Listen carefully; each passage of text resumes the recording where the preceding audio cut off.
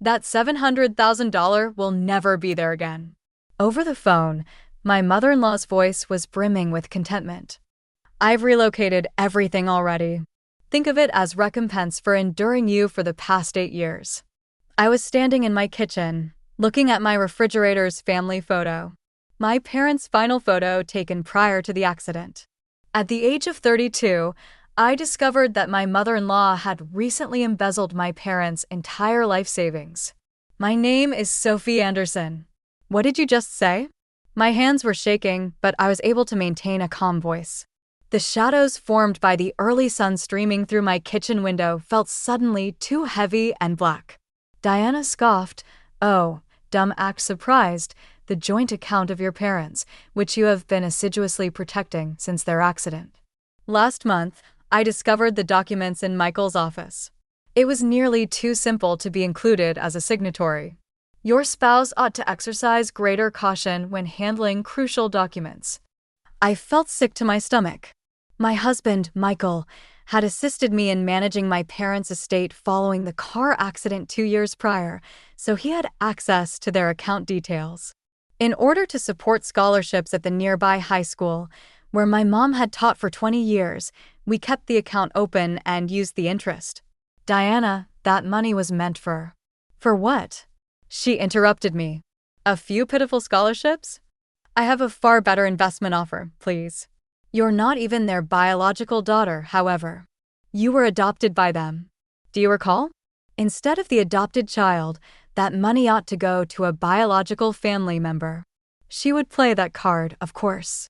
Despite being married to her beloved son for 8 years, Diana had never accepted me. She would always see me as the orphan who was fortunate to marry into her wealthy family after initially being adopted by my adoptive parents. Where's Michael? My mind was already spinning with potential answers when I asked. Put him on the phone. Hawaii, Diana said with a laugh. You believed he was going to Seattle on that business trip. For the past 6 months, he has been dating someone more appropriate.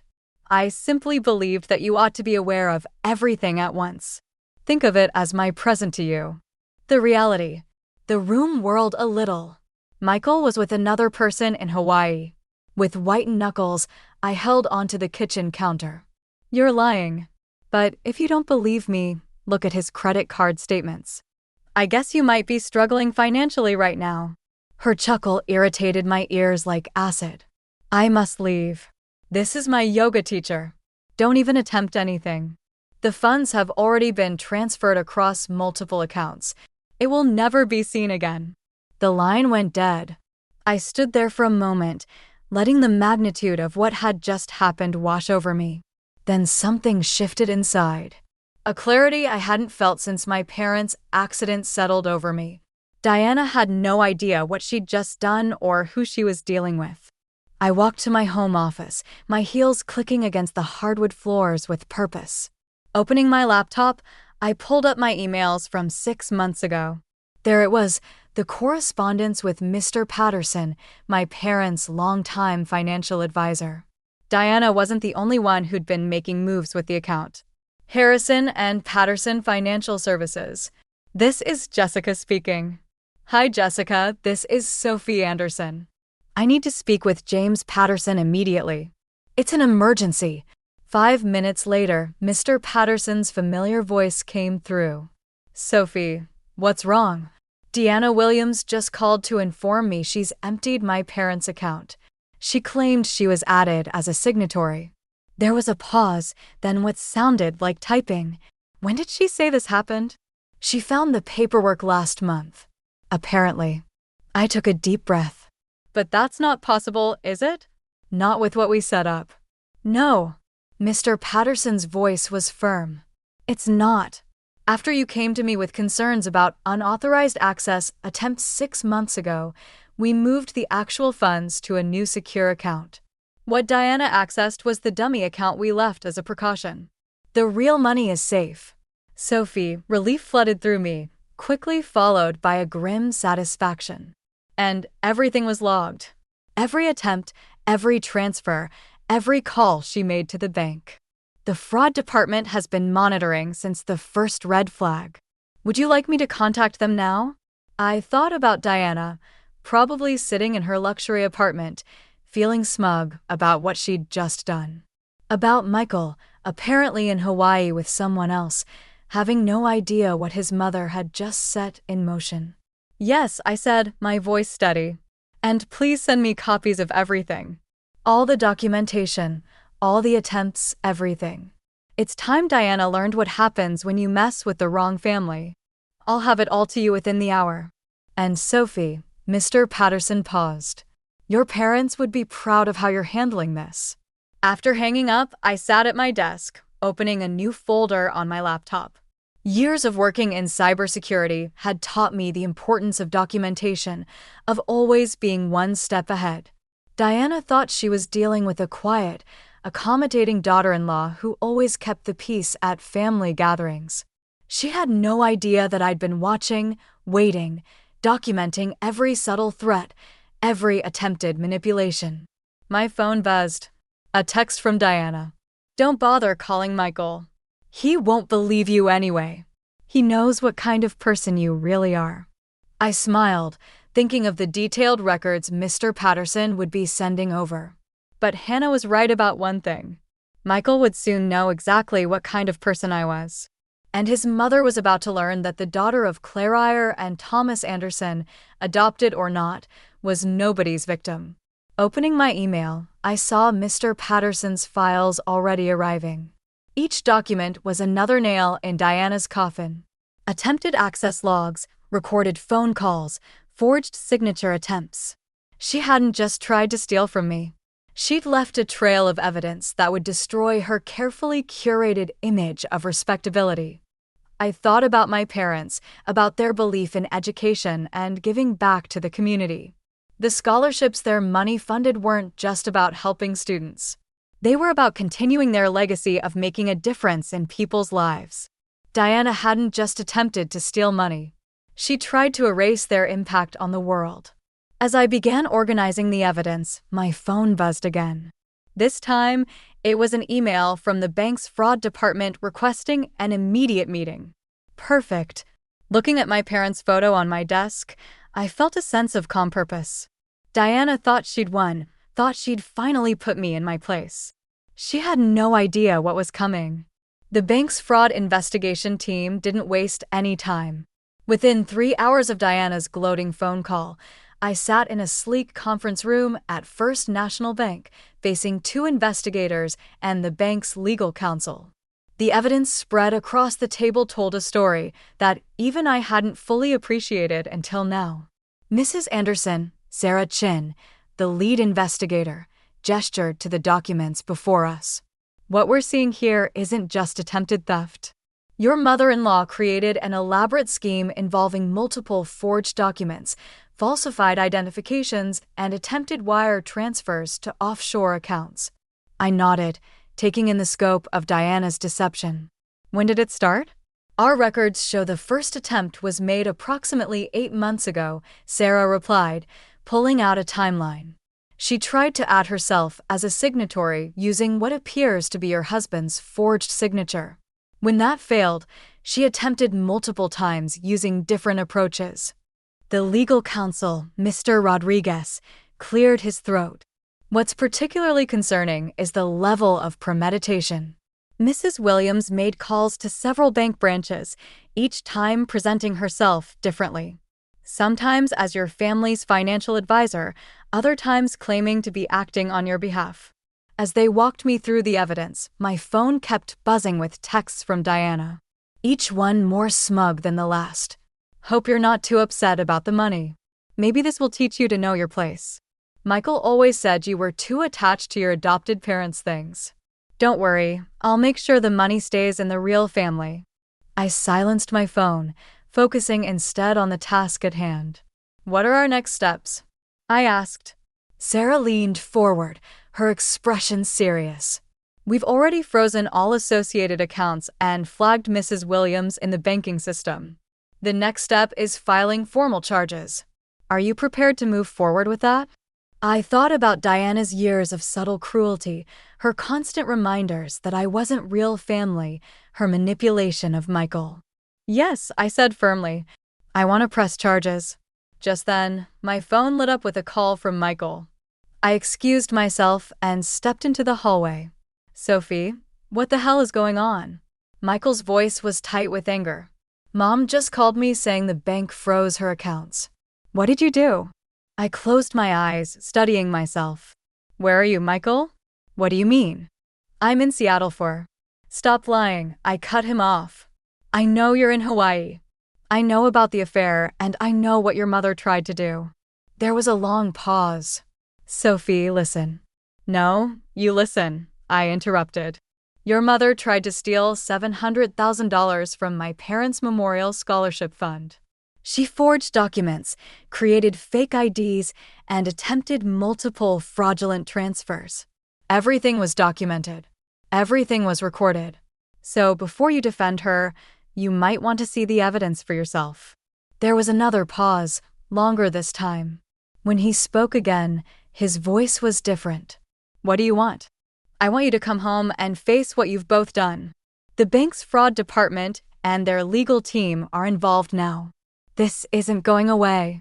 After hanging up, I returned to the conference room where Sarah and Mr. Rodriguez were reviewing additional documents. Mrs. Anderson, Mr. Rodriguez said, we found something else. It appears Mrs. Williams has a history of similar attempts at other banks. This isn't her first time trying something like this. Of course, it wasn't.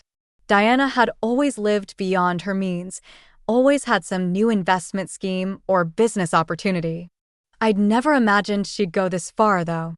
My phone buzzed again. Another text from Diana.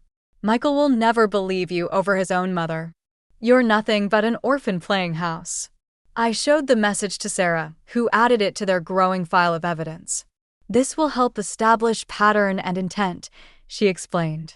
Her communications show clear premeditation. As we continued through the documentation, a bank security officer entered with new information. They tracked the attempts Diana had made to move the money she thought she'd stolen. Multiple transfer requests to accounts in the Cayman Islands and Singapore. If she had accessed the real account instead of the dummy one, Sarah explained, the money would have been nearly impossible to recover. I thought about how close Diana had come to destroying my parents' legacy, all while believing she was entitled to do so. The scholarships that money funded had already helped dozens of students attend college. My mom had always said education was the greatest gift you could give someone. Even after her death, she was still changing lives. We're ready to proceed with formal charges, Mr. Rodriguez announced. Given the amount involved and the extensive evidence of fraud, Mrs. Williams is looking at serious criminal charges. Just then, my phone rang again. This time, it was Diana. I put it on speaker. You ungrateful little nobody, she hissed. How dare you involve the bank? Do you know who I am in this community? Actually, Diana, I do know who you are. So does the bank's fraud department, their legal team, and soon the police. Would you like to know what they found? You're bluffing, she said, but her voice wavered slightly. Multiple forged documents, fake IDs, recorded phone calls where you impersonated bank officials. Oh, and evidence of similar attempts at other banks. Did you really think no one was watching? I was just trying to steal from my dead parents' memorial fund. Trying to erase their legacy because you never thought I deserved to be part of your family. You've made that clear for 8 years, Diana.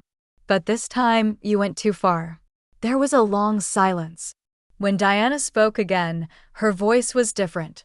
Desperate. We can work something out. I'll tell Michael to come home. We can talk about this as a family. Family? I cut her off. You've spent 8 years telling me I'm not family. Now you get to face the consequences of your actions, just like anyone else. I ended the call, looking up to find Sarah and Mr. Rodriguez watching with professional approval. The police will want to speak with her today, Sarah said. Would you like to be present when they do? I thought about Diana's face when she realized everything was documented about Michael, somewhere in Hawaii, probably scrambling to damage control. I thought about my parents, who had taught me that integrity mattered more than status. That family was about love, not blood. Yes, I said, gathering my things. I want to be there. She needs to understand exactly what she tried to destroy. As we left the conference room, I felt lighter somehow. Diana had tried to take everything from me, thinking I was powerless to stop her.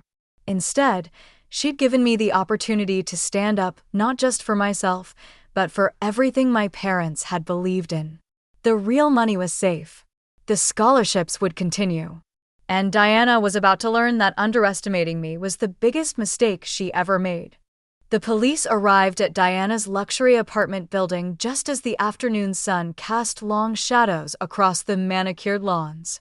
I stood slightly back, watching as two officers and a detective approached her door. The bank's fraud investigator, Sarah, stood beside me, a thick folder of evidence under her arm. Diana's face when she opened the door was something I'll never forget. The color drained from her perfectly made-up face as she saw the officers, then me standing behind them. "Mrs. Diana Williams," the detective began. "We need to speak with you about multiple counts of attempted bank fraud and identity theft." "This is ridiculous," Diana sputtered, her usual composure cracking. "Do you know who my family is? Who my husband is?" "Yes, ma'am," the detective replied calmly. "We're also aware of your previous attempts at First National and 3 other banks. Would you like to discuss this here or down at the station?" Just then, Michael appeared in the doorway, looking disheveled and jet-lagged. His Hawaii trip had clearly been cut short. His eyes met mine and, for the first time in our marriage, he looked ashamed.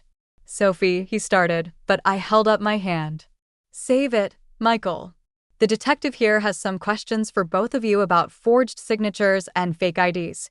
The next few hours were a blur of statements, evidence presentation, and watching Diana's carefully constructed world crumble. The detective laid out everything, every attempt, every forged document, every recorded call where she'd impersonated bank officials. "The scholarship fund will continue," I told her as the officers prepared to take her statement. "Every penny is safe. Still helping students just like my parents wanted." "You didn't just try to steal money, Diana. You tried to steal their legacy." Diana's face contorted with anger. "They weren't even your real parents. You were just some orphan they took pity on." "No," I said calmly, pulling out a worn photo from my wallet. "They were the people who taught me that family isn't about blood or status. It's about love, integrity, and standing up for what's right, something you never understood." As Diana was led away for formal questioning, Michael approached me, his face drawn. "I had no idea she was planning this," he said quietly. "About Hawaii, I'm sorry." I looked at this man I'd married, seeing him clearly for the first time. "You may not have known about the fraud, but you knew who she was.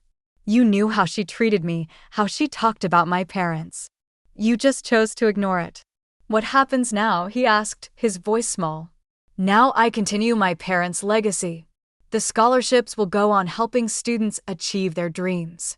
As for us," I twisted my wedding ring off, placing it on the table between us. "I think we both know this marriage is over." The divorce proceedings moved quickly. Michael didn't contest anything, perhaps hoping to avoid more scandal. Diana faced multiple fraud charges, her reputation in the community she'd valued so much now in tatters. 3 months later, I stood at my parents' grave, placing fresh flowers beside their headstone. The first round of scholarship recipients had just been announced, 15 students who would get the chance to pursue their education just as my parents had wanted. "Mrs. Anderson," a young voice called out. I turned to see Maria, one of the scholarship recipients, walking toward me with her mother. "We hoped we'd find you here," Maria said, clutching an envelope. "I wanted to thank you in person. This scholarship, it means everything. I promise I'll make your parents proud." As I hugged this bright young woman, I felt tears in my eyes. This was my parents' true legacy. Not just the money, but the lives they continued to touch, the dreams they helped make possible. My phone buzzed. A text from Sarah at the bank. Diana took a plea deal. Significant fines and community service. She's also been barred from any financial positions or decision-making roles. I smiled, tucking the phone away. Diana's punishment wasn't about revenge. It was about justice and consequences. She tried to destroy something beautiful out of spite and prejudice, and instead had only destroyed her own carefully maintained facade. Later that evening, as I sat in my home office reviewing applications for the next round of scholarships, I found myself looking at that last family photo on my desk. My parents' smiling faces reminded me of everything they taught me about strength, about dignity, about standing up for what's right. Diana had thought she could break me by attacking their legacy. Instead, she'd only made it stronger. The scholarship fund wasn't just about money. It was about continuing their work, their belief in education and opportunity. My mom used to say that the true measure of a person isn't in how they treat those they respect, but in how they treat those they don't. Diana had shown exactly who she was, and in doing so, had helped me become stronger, more determined to honor my parents' memory. The next scholarship ceremony would be held in a high school auditorium where my mom had taught for so many years. Looking at the list of recipients, I felt a deep sense of peace. Diana had tried to take everything from me, thinking I was powerless to stop her. Instead, she'd given me the opportunity to prove that family isn't about blood or status. It's about love, integrity, and the legacy we choose to build. My parents would have been proud, not just of protecting their legacy, but of using it to help others build their own.